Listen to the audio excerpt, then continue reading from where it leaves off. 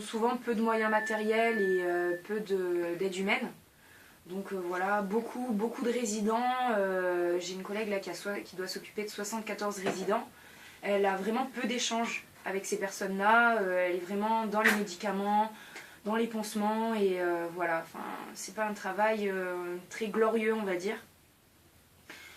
Je pense que les infirmières en EHPAD n'ont pas souvent bonne réputation. Je pense qu'on dit souvent d'elles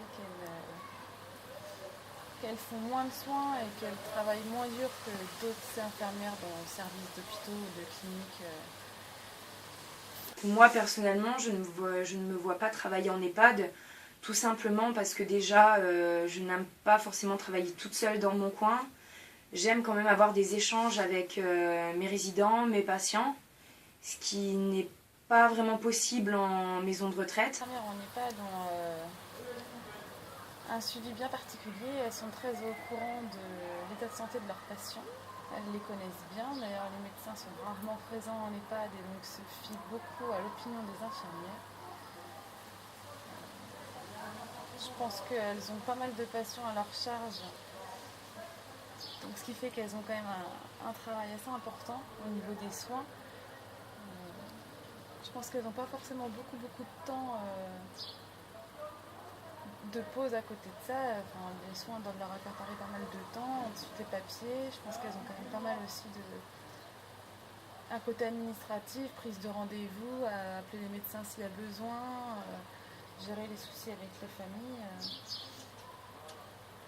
Donc je pense que leur travail est assez important. Certes, une grosse charge de travail, mais étant toutes en fin de carrière, elles avaient à mon sens perdu toute leur conviction de départ, leur motivation et surtout la valeur du travail en équipe.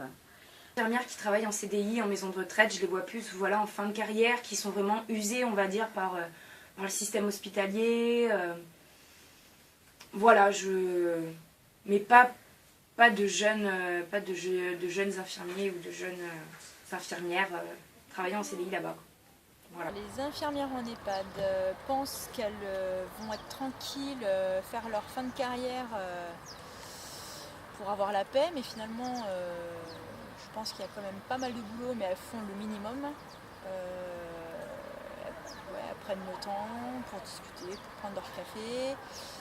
Elles font quand même pas mal de gestes techniques. Il y a les pansements, les sondes urinaires, il y a aussi les prises de sang. Oui, quand même. Oui, puis quand il y a des chutes, oui, quand même. Oui, je sais pas, quand elles sont les infirmières dans un service, elles font peut-être toujours la même chose. En EHPAD, c'est peut-être plus varié. Au niveau après des soins techniques, je pense qu'il y en a quand même beaucoup moins qu'au CHU. Après, de toute manière, dès qu'il y a quelque chose de grave, les résidents sont directement rapatriés en CHU. Donc ça a du bon et pas du bon. Après, tout dépend quel métier, qu'est-ce qu'on veut faire de son métier d'infirmier. Après, si on veut ne pas trop prendre de risques, je pense que c'est le lieu où il faut aller. Après, elles ont quand même une bonne part de secrétaires. L'après-midi, elles font leur paperasse, leur prise de rendez-vous. Après,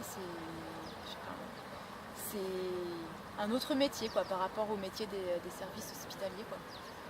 Ah bah oui, l'après-midi, il y a les rendez-vous avec les médecins, il y a des rendez-vous avec les ambulances quand il y a une hospite, appeler l'hôpital pour avoir des nouvelles de telle ou telle résidence qui est hospitalisée.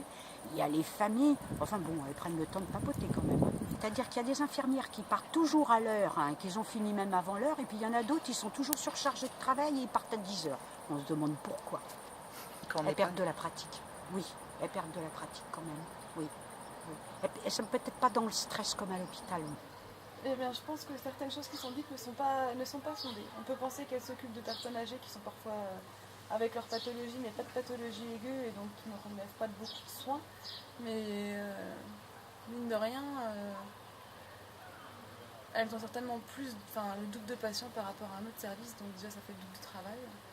Et après, quand il y a un gros souci qui arrive, une pathologie aiguë ou une urgence quelconque dans une maison de retraite, c'est à elles un peu de tout savoir gérer toute seule, parce qu'il n'y a pas de médecin sur place, donc même si elles doivent l'avertir, elles doivent constituer le dossier, pouvoir quand même secourir le patient en premier abord.